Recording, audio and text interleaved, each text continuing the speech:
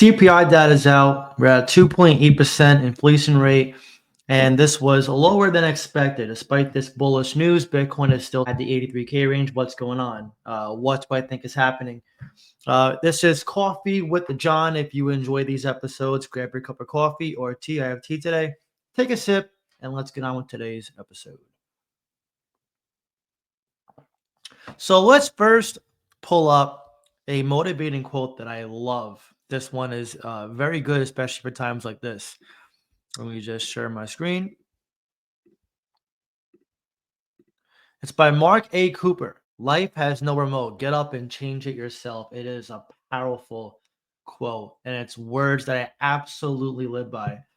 Right now, we're in a situation in life, in the crypto market, where it's literally out of our control on what happens in the short term. It's out of our control what happens in the long term. But what's in our control is us and our own actions, our own viewpoints, and our own feelings when it comes to crypto. And the actions we take or don't take during this time is what's going to ultimately lead to the outcome we either desire or are trying to avoid. So I implore you, as I've been saying, make sure you're taking advantage and moving towards progress, whatever that is for you during this time. Do not try to detract, get distracted, and start self-sabotaging yourself, especially during this time. This is definitely not the time to do that. This is a very powerful statement piece. I'm a go-getter myself, and I truly believe that you can accomplish anything you set your mind towards. And when it comes to crypto investing, small changes, small DCAs, small amounts of money leads to big money, big DCAs, big profits, and ultimately a change of your life. You know, when I first started investing in crypto, I started making 20 bucks an hour working on my job, and I was putting in, at the time, almost entire checks, but I was also sacrificing. I was living at home at the time. I was not really going out to eat, not really having a social life. I wasn't really dating much. So I sacrificed in a way for me to which, yeah, I wasn't feeling the most comfortable or enjoying life, but I did what I had to with the money I had and the time I had, which wasn't, a lot, especially considering back then I was studying a program, and plus I was working a full-time job. I worked with what I had, and I made the best of it. And then, over time, I started, improving. And even now during this time, whether you just came into the market today, or you came last year, or you came a couple of years prior, this is a time to improve your portfolio. Even if you're down right now underwater, when you make a DCA here and there to certain coins, you bring your averages down, you are literally improving your portfolio and weatherproofing it for the bull cycle, even if we see a delayed reaction and a deeper crash, which definitely could happen in the short term. But let's now move on to the CPI data report, the inflation rate report for that matter, and let's get it insight as to what I think will happen, especially coming into the March meeting. So because the inflation rate eased to 2.8%, which is lower than expected, this gets closer to the 2% target. Jerome Powell said that they don't have to meet, but ideally would want to meet before they start cutting interest rates. So I still don't think he's going to do it in March, in a week. I think there's a good 70% chance or so he'll do it in May. And then if not May, definitely in the summer, probably around June or July, but I think closer to June. At that point, when the money printer goes back on and the Fed moves to quantitative easing, we're going to see this start really implementing these risk on asset prices for crypto stocks, ETFs, index funds, and the sort. So right now, this is bullish. We just don't see a reaction in the market yet because people are still concerned about these tariffs for Trump. And there's just a lot of mental manipulation right now. That's why I go over the mindset a lot in these videos, these coffee episodes, because during this time, if the Fed and the whales want you out, how they're going to do it is make it to where it feels so unbearable for you to hold on to your crypto, and you're going to want to sell. They're going to either scare you, piss you off, or they're going to try to confuse you, and either one of those three reactions will lead to the same outcome of you selling your bags right before they decide they want to snap their fingers and essentially turn the market back on, and essentially the bull market. But let's keep reading. Prices for goods and services moved up less than expected in February, providing some relief as consumers and businesses worry about the looming impact tariffs, like we just mentioned, might have on inflation, the Bureau of Labor reported. So Jerome Powell said the same thing because of this new policy with Trump and specifically the tariffs. He said that there's not a clear-cut plan as to what he's going to do, how he's going to approach it. That's what makes these, Fed meetings coming up, especially the one coming up, in a week in May, wild cards. Because if Trump does something crazy to the extreme that we don't foresee, it could change Jerome Powell's direction, or at least delay the direction he wants to go in ultimately, or it could have him do a quick pivot a lot sooner than later, and that would be bullish for us because right now we're just waiting for the pivot to take place. Let's keep reading. CPI, wide range of costs across the U.S. economy, ticked up a seasonally adjusted 0.2% for the month, putting the annual inflation at 2.8%. So I'm actually glad it's below 3%, because you can tell it's down more than half from January's 0.5%. And you can see the graph here. This is important to measure, by the way. That's why you see a lot of CPI data come out. It's essentially the consumer, you and me, our spending power for certain things. So if we feel like our dollar is not going very far when it comes to certain things, everyday essentials, groceries, stuff like that, then we're not going to feel confident in our savings, and we're going to go to like survival mode. We're going to hoard money. We're not going to spend it, which means what? No investments, which means what? No splurging, which means what? No GDP increasing, no consumer spending, no loans. So that's the thing, right? When the market is like highly inflated, just like 2020 when COVID was around or whatever you believe in, there's a lot of conspiracy theories out there. People went into like survival mode where they just had the essentials. They stayed home. They didn't go out to malls. They didn't buy anything. That's why crypto was at a great discount back then. Cars, if you bought a car back then, you got a great deal. Everything starts going down. So this is good because crypto has not reacted in a positive way. It's been pretty neutral today. I'm assuming the stock market is doing the same thing, which means the sentiment is still pretty bad right now, despite this being a bullish catalyst for the market, for risk on assets in general. Let's keep reading. Excluding food and energy prices, the core CPI also rose 0.2% and was at 3.1% whole month basis, the lowest reading since April 2021. Okay, so that's bullish. I find that very bullish. And we're talking about this on Discord, which, by the way, if you're interested in joining Discord, especially during this time, which is very confusing, very challenging, it's worrisome, it's time consuming, and it is scary. I'm not going to sugarcoat it. It is scary. I highly recommend joining a Discord group. I'll put a link in the pinned comments down below, also description.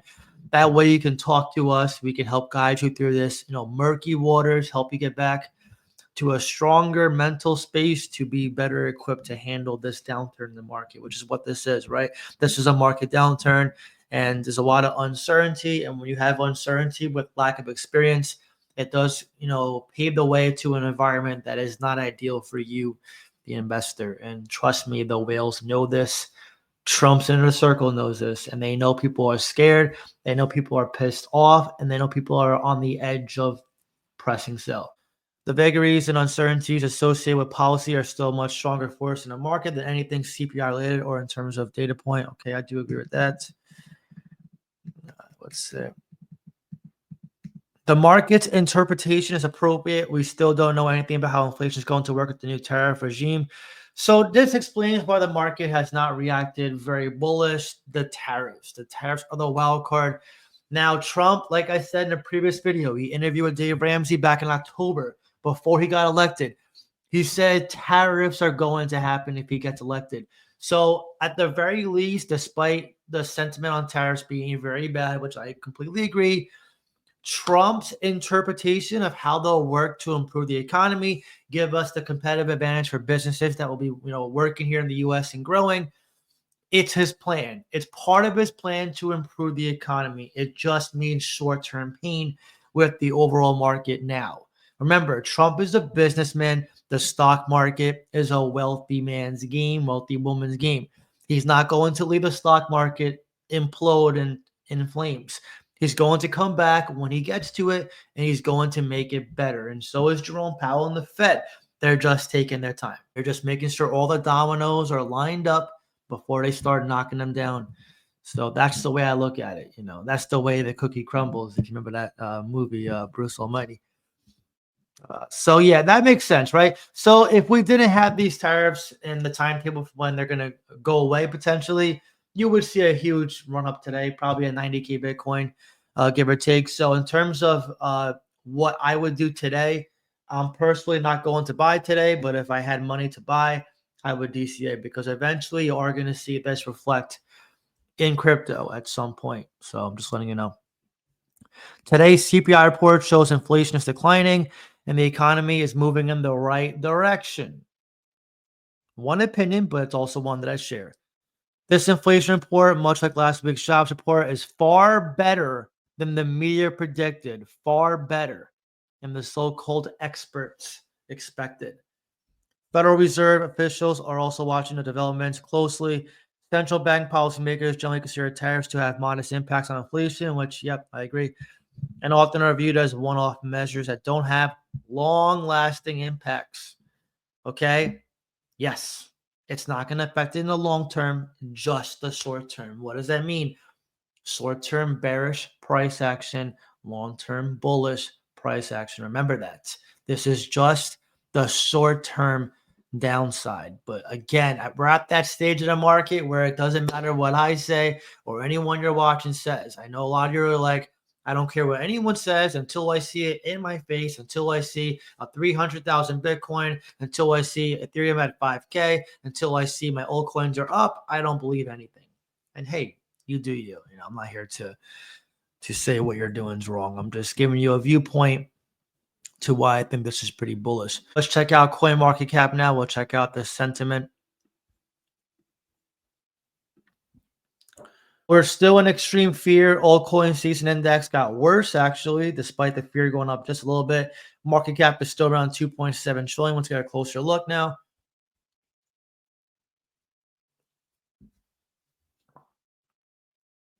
Let's get a closer look. So yeah, yesterday, extreme fear. We're still in extreme fear. You see, as Bitcoin's price goes up, altcoins bleed out to it. All the Bitcoin pairs go down. And as they go down, so does fear and greed. It goes down. So just something to note. Bitcoin dominance. Ethereum is, man, dipping even more. 8.5%. Bitcoin is still holding above 61%. All right, let's actually check the charts now. Let's see if we can see what's going on. A little closer in-depth look. So yeah, Bitcoin's fighting hard to maintain above 83K. You can see in the 7-day chart, it went down to 76K. What was that, 2 days ago? Yep. And now it's fighting to maintain around here, 81,000 to roughly 85,000. We'll see if it maintains this new level of support. If it goes below 81,000 again, we're probably going to tumble below 79, 78. And I said in my last video, there's not much support below 80K.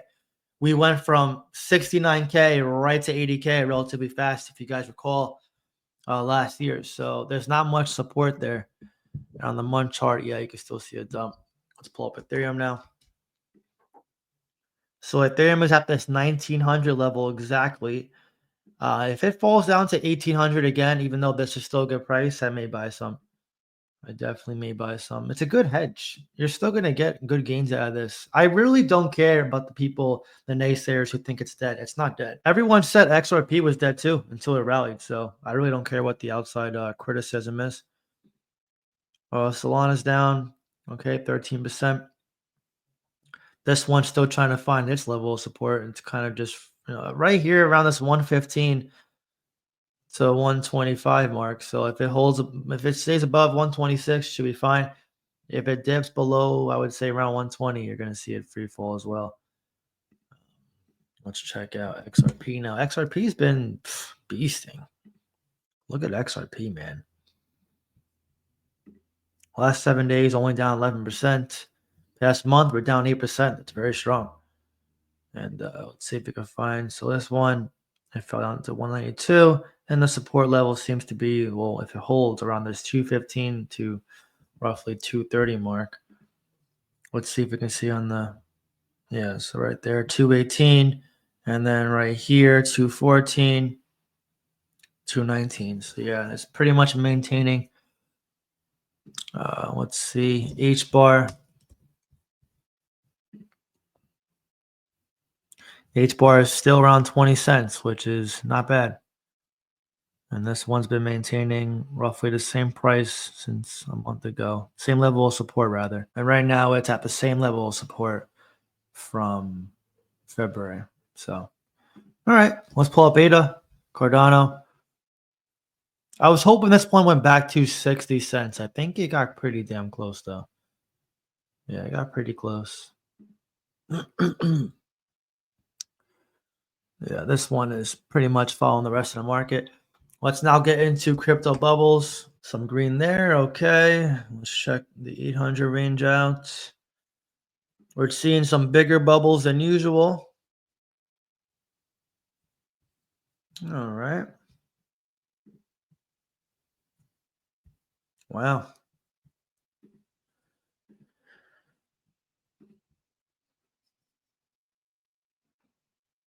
Okay.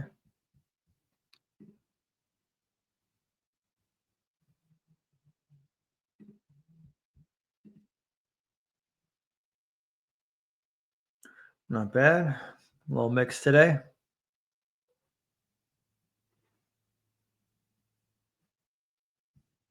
Nice.